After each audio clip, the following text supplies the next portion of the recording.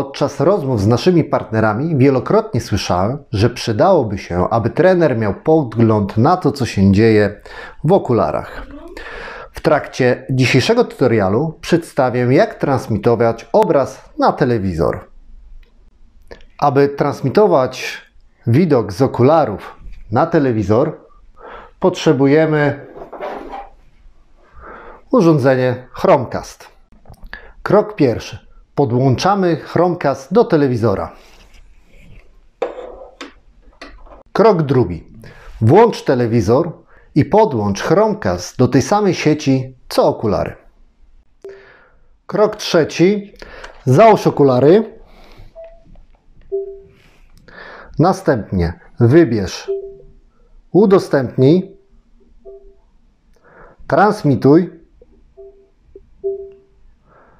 oraz wybierz Twoje urządzenie Chromecast, które będzie widoczne w okularach.